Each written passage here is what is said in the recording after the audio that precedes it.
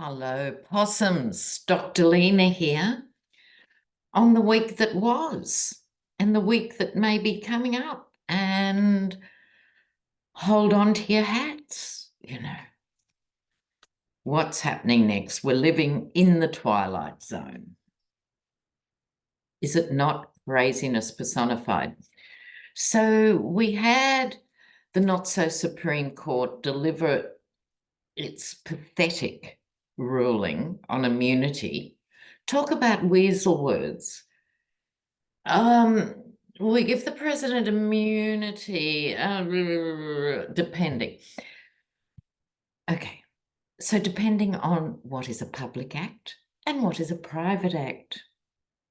So my challenge to you is, if the newly elected out president, the Yeti, was sitting there scratching his sorry butt for 3 hours during the insurrection, does butt scratching count as a private act or an official act?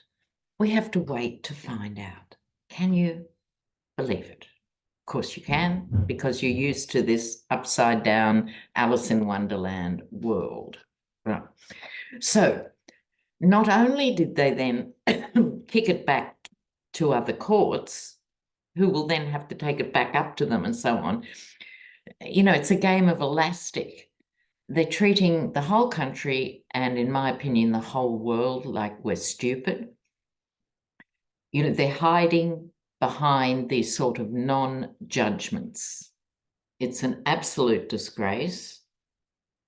And what is Merrick Garland doing? Wish I knew. So he did write a letter to the Washington Post. I'm sorry, spare me. I'm on a rant. Now, where do we go with all this? Right.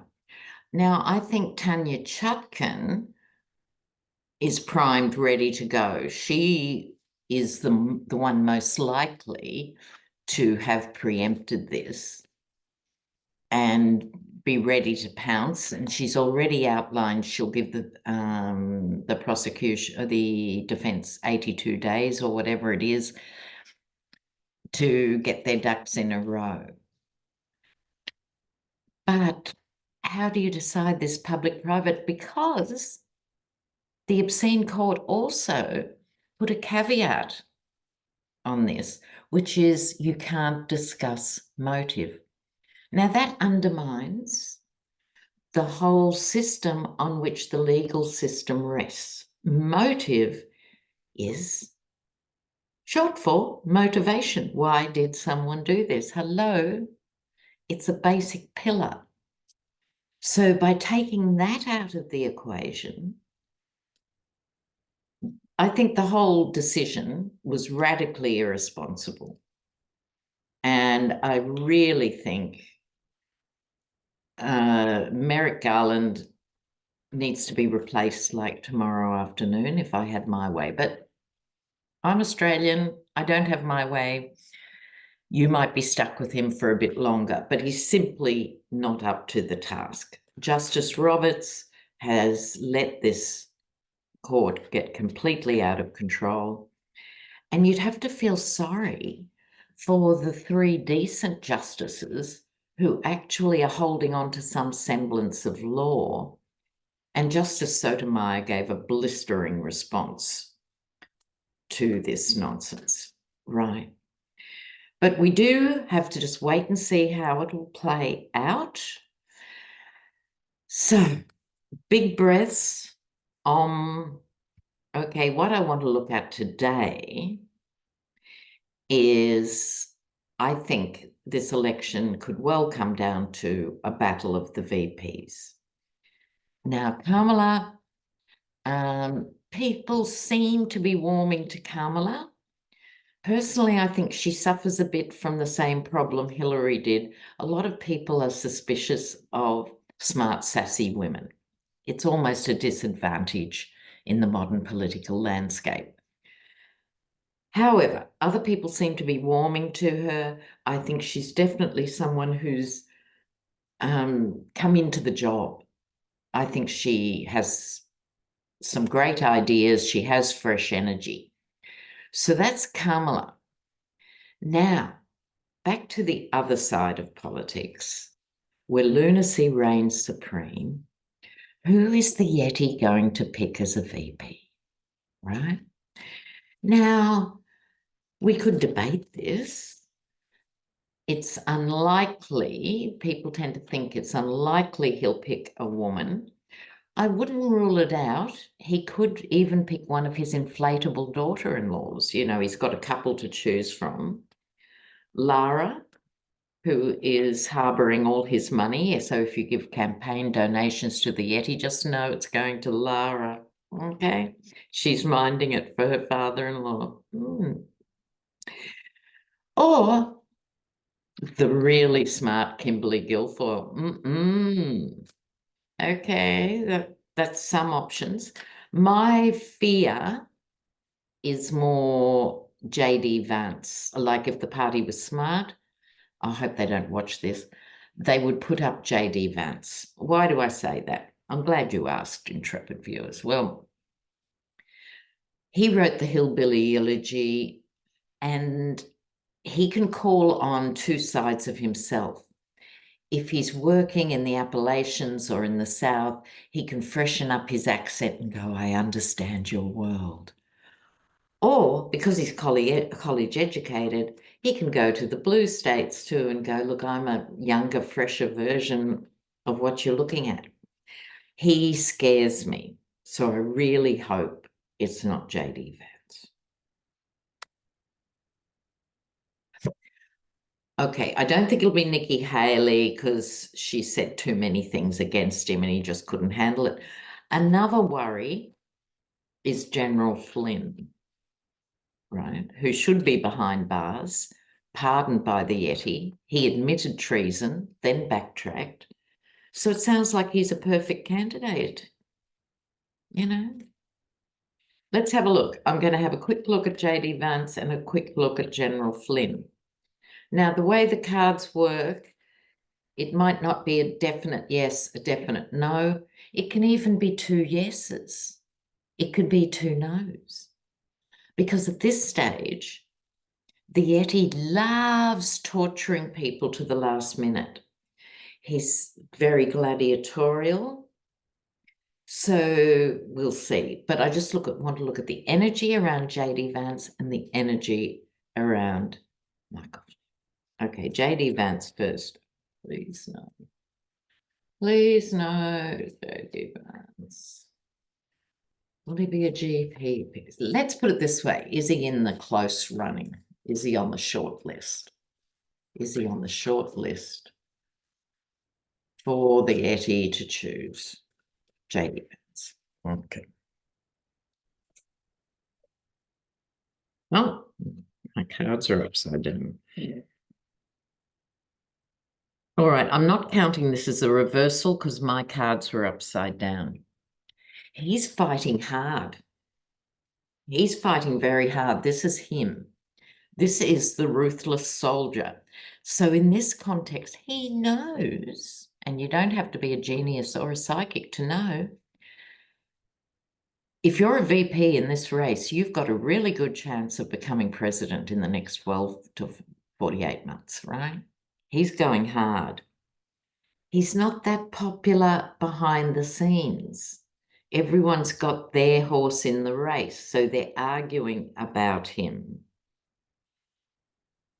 He gets the walking away. He might even be offered it, and he might decide that the GOP in this current state is such a type of show, he'll walk away and come in clean after Biden gets in being the Democratic candidate for 2028. I could see that scenario. Okay. Now let me put those cards back. And we talk now about General Michael Flynn and his brother, and they seem to have gone into conspiracy land. Are their parents alive, or are they rolling in their graves that they've produced these two grown men? who are doing such a disservice to their country. And remember, he led the lock her up chants. And again, another guardrail of the country was the armed services could have called him back to active duty and court-martialed him. Did they do it? No.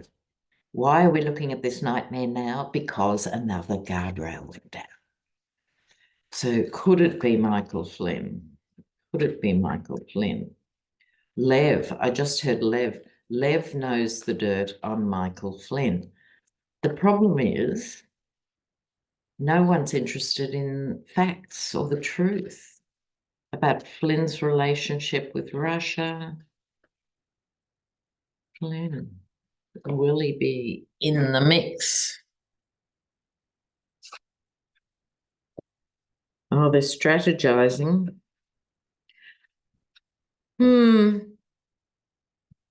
I think the Yeti, if we're talking strategies, I think the Yeti is more likely himself to choose Michael Flynn rather than J.D. Vance. He's a known quantity. He's already been chained to him in terms of what they've both done and said and bought and sold regarding Russia. In other words, Flynn's a known quantity for the Yeti. He knows he can keep him under the thumb. But we have a Queen of Swords here. This could be high-level GOP legal advice. Saying it's not such a great idea. We've got the Knight of Wands.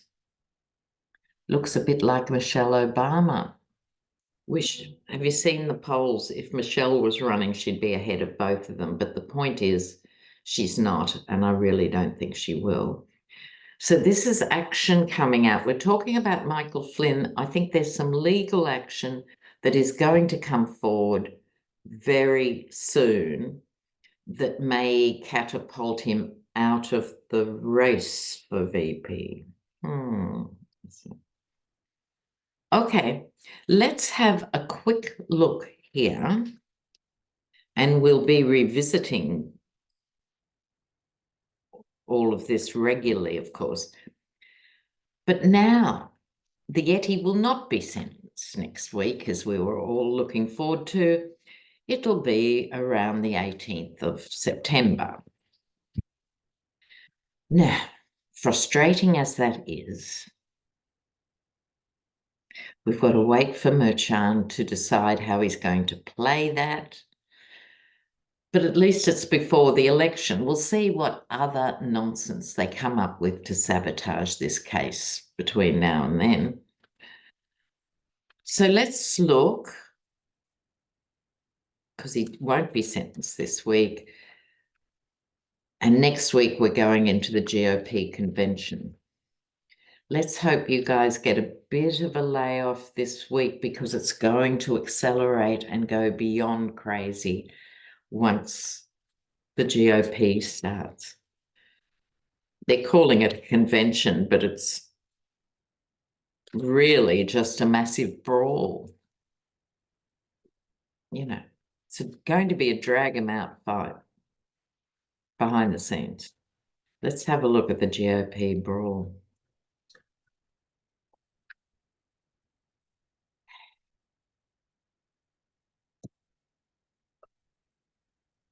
Oh, there he is. Whoa.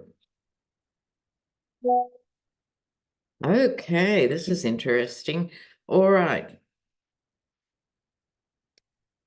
How are they going to play this? I expected more cards of conflict, but here's how I think it will roll. There is the Yeti as the Emperor on his stone throne. My way or the highway, there he is. Now, looking back fondly at the past, I used to do these readings and think the GOP are refusing to come to grips with the modern world, and they're looking back to the 50s and 60s and when Leave It to Beaver was, you know, the sort of lifestyle people were told Americans were living. But no, now we've got the Heritage Foundation and these other deep, weird, religious, sinister organization. This is going back not to the 50s, to the 1500s. This is before the Reformation. This is back to the Middle Ages, right? And that's what they're going with. They live in the past. They know they've got the justices now, right? They've got the justices in their pocket, and the court is going bananas, doing as many things as they can in case the GOP doesn't win, in November. So they're over this. I mean, they're over the top of this reading. This is a massive coup for all those who want to live in the dark ages and want to make sure everyone else lives in the dark ages. This is their victory card, having this Supreme Court power. But it's actually sending people crazy. It is actually pushing people over the edge and pushing people away. In the dead of night, they're pushing people away. And I think what the conflict's going to be about, there's going to be the rhinos, if you like, what's left of the Republicans in name only, the old conservatives who are going to try and say, look, these Supreme Court rulings are putting people off. We've got to be more reasonable. This is temperance. Not that they'd know reasonable if it came up and bit them on the butt, right? But this will be a line. And we know from the reporting from maybe 2 weeks ago now, when the Yeti met with all the big, serious money guys, they thought he was a complete loose cannon and nutcase, and they know he's got the brain of a houseplant, he's incapable of strategy, he's incapable of discipline, and they came away saying, we don't like him, won't work with him, are you mad? Okay, that was their resolve. So that's what's giving a bit of ammunition now to the old conservatives who no one was listening to. They're saying we've got to have big business back on board or we'll be sunk. Right. So I think that's going to be the tension in the GOP conferencing. It's going to be who's vice president, i.e. the anointed one, or not. It could come down to this battle, I tell you, VPs. Neither of these men are young. Neither of these men are especially fit. Certainly neither of them is invincible. So we have to keep looking at the VP race very closely.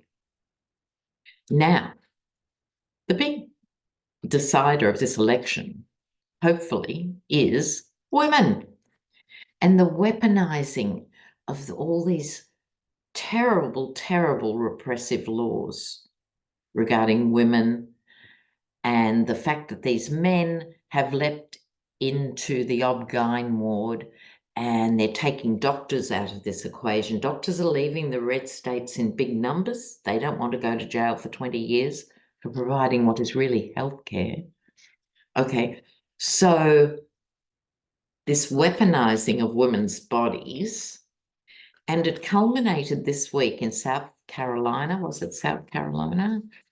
Yes. Okay. In the Senate in South Carolina, 5 women.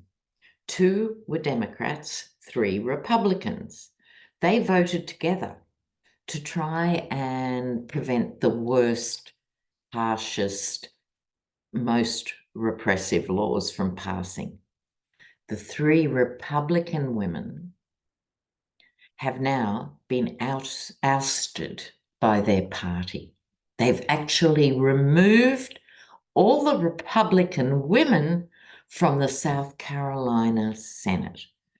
Talk about showing your face, showing your ass. showing your colours. They do it all. But have you seen any footage of these women? And these are Republican dames, you know what I mean, like twin sets and pearls, and they are unrepentant. And they are saying, we're not sorry for that vote. And they won an award, the J.F. Kennedy Award for Courage, for people who risk their careers for the greater public good. These 5 women won that award. Then they weren't allowed to display the award in the Senate because it was too controversial. And so these women, as a final act, these Republican women came in with the award. I think this is a turning of the tide. Let's hope. All right, guys, stay cool, look after yourselves, prepare for floods, fires, everything. You know, this is my mantra. Be ready. Do you know where you're going to go? Make sure if you're going to relatives, if you're going to an evacuation centre, the more prepared you are, the less likely it is you can be thrown by anything. There might be no drama at all. It doesn't hurt to be prepared. So guys, I wish you all the best. If you can afford an extra generator, do that because that can help other people. And remember, stay strong, stay focused, at the same time have lots of breaks. But you've got to be in top form for the rest of this year. So all the best and all my love to you, and I'll see you really soon. Bye for now. Ciao.